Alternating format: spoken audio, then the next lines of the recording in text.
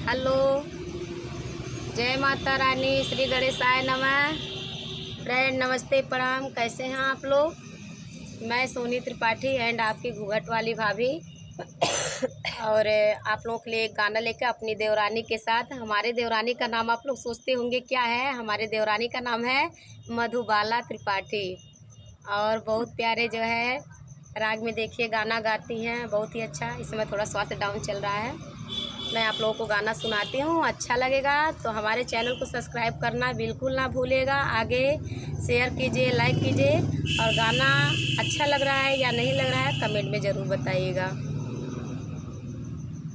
रसे घोर घोर पियवा हमरे बोलिया बोलेला, रसे घोर घोर पियवा हमरे बोलिया बोलेला।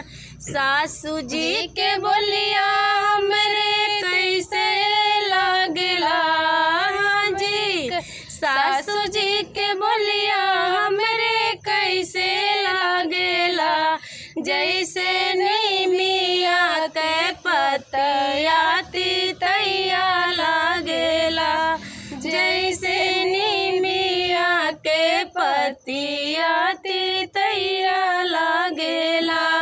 रस घोर घोर पियवा हमरे बोलिया बोलेला, रस घोर घोर पियवा हमरे बोलिया बोलेला। ननद जी के बोलिया हमरे कैसे लागला है जी, ननद जी के बोलिया हमरे कैसन लागला।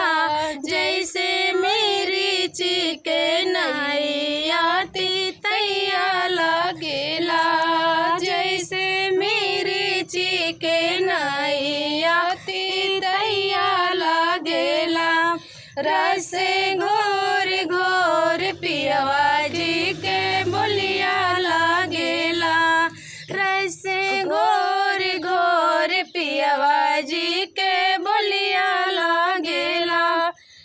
जेठनी जी के बोलिया हमरे कैसन लागेला, हाँ जी जेठनी जी के बोलिया हमरे कैसन लागेला।